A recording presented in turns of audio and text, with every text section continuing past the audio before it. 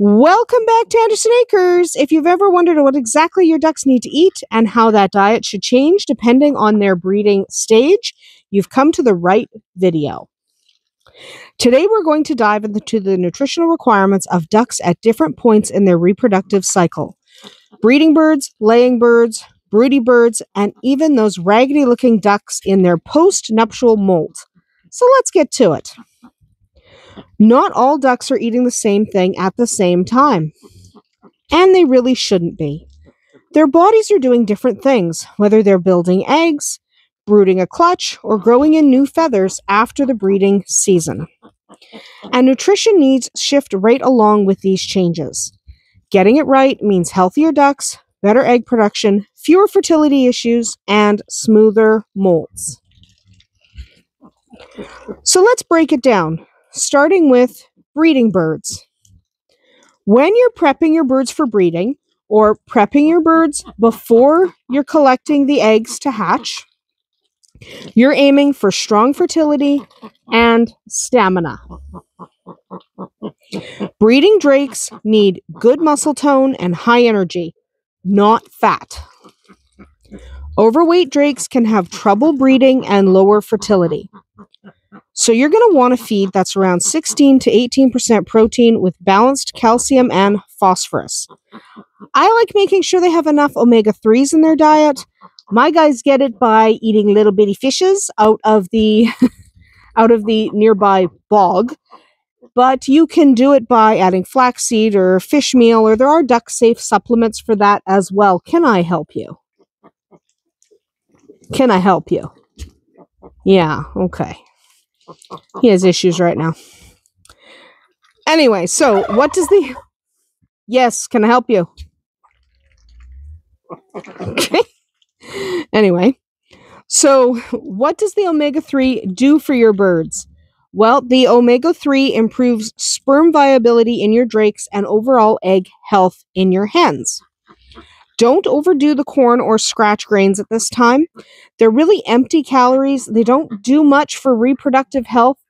And quite frankly, you don't want a fat drake. You don't want fat hens either. But a fat drake will have quite a lot of difficulty properly breeding those hens. So we have two beautiful drakes. These two in the front, that's a hen. These two black guys in the not this one in the front. The next two black birds are drakes. And they are not fat. They're also not skinny. You want them lean and in good physical condition. Now, what about those active laying ducks? When those girls start laying, game on. Laying ducks need lots of calcium and a boost in protein. They're going to need around 18 to 20% total protein. Hello, Dahlia.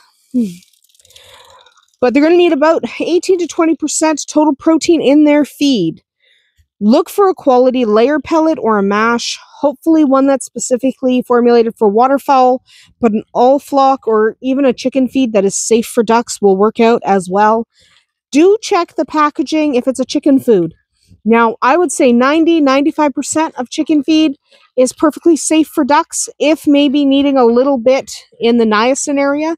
But every once in a while, you will encounter a chicken food that says on it not to feed it to waterfowl. So double check, just in case. Okay? Just double check. Crushed oyster shell on the side is a must for your hens. Some ducks will use it more than others, but they'll know what they need. You should offer it free choice.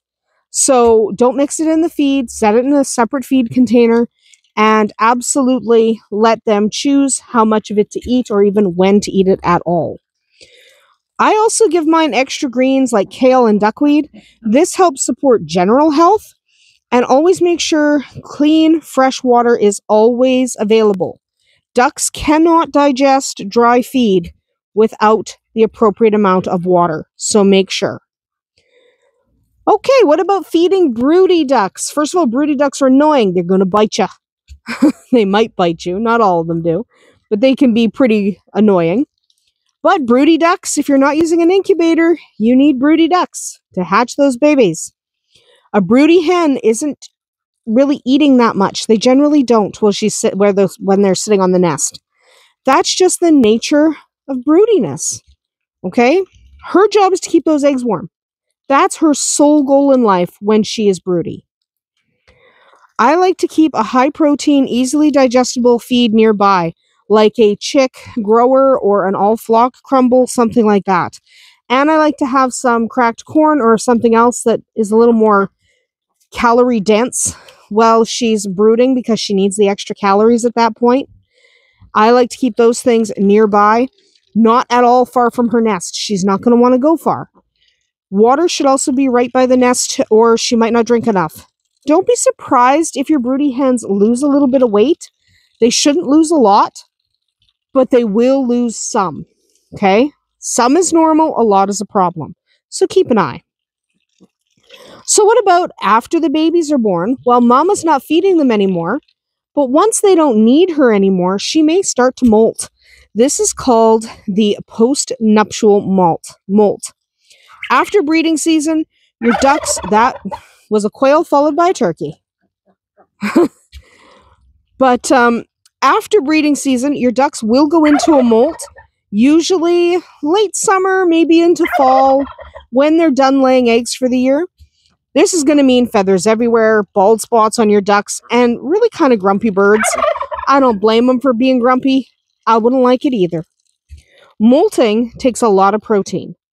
Feathers are mostly made of keratin. That's a protein. So your ducks need a diet closer to what you would give them when they're juveniles, something a little bit higher in protein. I like to switch them to a non-medicated grower or all flock feed at that time just to give them the protein they need. And I like to offer treats high in protein like mealworms, black soldier fly, scrambled eggs, and my guy's favorite treat is finding frogs to eat. Frogs are a great source of protein. Look, if you are going to have backyard birds, whether they're ducks or chickens or whatever, they're going to eat the occasional frog or a mouse or any other number of things. Hello? So, yeah. Definitely, you're going to want to be aware of the protein needs, and if they're not free-ranging, you're going to have to supply it. Make sure those animals have plenty of shade during the molting season.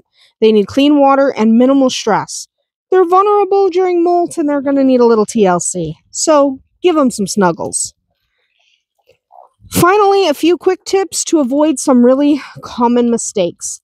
You know how we were talking about oyster shell or possibly using crushed eggshells to provide calcium for your birds? Don't mix the calcium into the feed itself. Offer it separate as free choice, because not every bird has the same amount of calcium that they're going to need. Some of them don't need calcium at all, such as your drakes. They don't need the extra calcium. So provide it free choice. Don't mix it into the feed. Let them have the option. You also want to avoid medicated feed for ducks unless you know what's in it and that it's duck safe. Generally, medicated feed is not recommended for ducks, so probably skip it. You want to watch for obesity, especially in your non-layers like drakes and your older ducks who don't lay anymore. A fat duck lays fewer eggs and they're at higher risk for organ failure. So a duck that's really chubby, you're probably going to lose them young. So keep an eye, try not to let them get too chubby. It's harder with free range because they'll eat as much as they want, but they're moving more, so they tend to burn more calories. So pros and cons, right? So kind of do what you have to do. Don't choke on the ice. Stupid birds.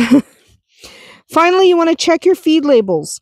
Not all poultry feed is created equal, and ducks aren't chickens. So check your feed labels. Again, like I said earlier, make sure it's not toxic to waterfowl. And remember, observation is key. If you're seeing soft-shelled eggs, poor fertility, or they're tired and lethargic, it's time to tweak the feed. That's probably the number one thing that people get wrong. That's about it for us here today at Andersen Acres. Drop a comment below if you've got a favorite feed brand you trust, or if you have questions about feeding your ducks through different stages. I love hearing from you. We'll see you tomorrow.